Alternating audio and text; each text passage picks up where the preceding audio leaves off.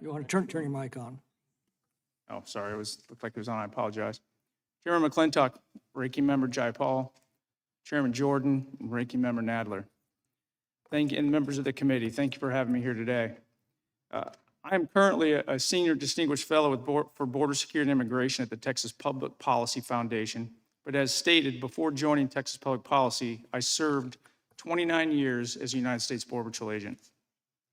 I started out as a GS5 Border Patrol agent trainee and was competitively promoted through the civil service ranks and was ultimately promoted to chief. I served as President Biden's chief of U.S. Border Patrol until I retired in August 2021. I think it's important to know I was never a political appointee.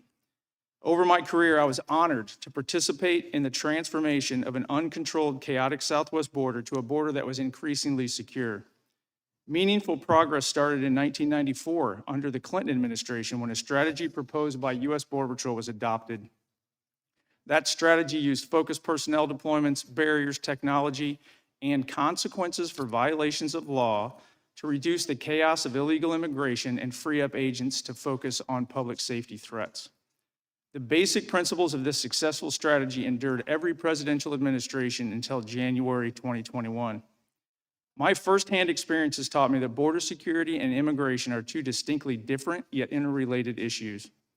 Border security is simply knowing and controlling who and what is entering our homeland. Immigration and customs laws are completely irrelevant if you cannot control the initial entry. The terrorist attacks on 9/11 also had a profound impact on my understanding of border security. Prior to 9/11, terrorism was not part of the Border Patrol's discussions, but this changed as our nation realized that foreign terrorists had exploited vulnerabilities in our border security. Congress responded quickly by creating the Department of Homeland Security, and I responded by accepting an opportunity to build the Office of Anti-Terrorism within Customs and Border Protection. I quickly found myself immersed in classified intelligence briefings and interagency planning to mitigate terrorist threats.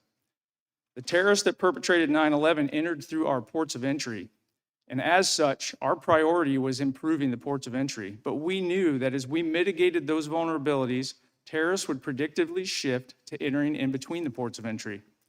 We also had reason to believe that the terrorist organizations would increasingly seek operatives that were unknown to U.S. intelligence, so we could not rely solely on records checks. We would need skilled interviewers. The Border Patrol strategy evolved with an increased focus on situational awareness through intelligence and physical surveillance. However, deterring illegal immigration through a certainty of arrest and application of consequences remained a fundamental pillar. When I was selected as chief, the capabilities of the Border Patrol to detect and interdict illegal entries was better than ever, and it was rapidly improving. Fewer illegal entries combined with the construction of the new border wall system made every agent more effective. This equated to additional time that agents were spending on interviews to identify somebody positively, as well as their intent, and to glean intelligence on criminal networks that was used to improve investigations and operations.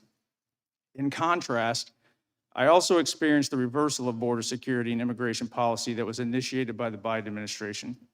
From day one, political leadership ignored career professionals and increasingly made policy decisions that resulted in thousands of aliens being released into the United States.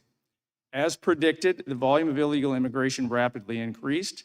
It overwhelmed Border Patrol and effectively transferred control of the United States border with Mexico to the drug cartels. I watched border security gains that had been made over 3 decades vanish and the safety of border communities spiral backwards. Policymakers must understand this is not simply an immigration issue. This is a national security threat.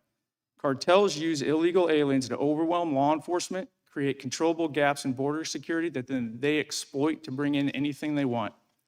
To think that well-resourced terrorist networks and hostile nations are not exploiting the same vulnerability is naive. Prioritizing immigration processing over enforcement also means that the agents are spread so thin when they are deployed that even when they detect an illegal entry, they are not always able to interdict it.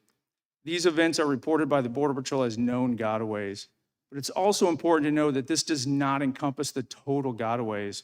The hundreds of miles of border that are left unpatrolled on a daily or weekly basis now, and that lack persistent surveillance, we have no idea what has crossed through those areas.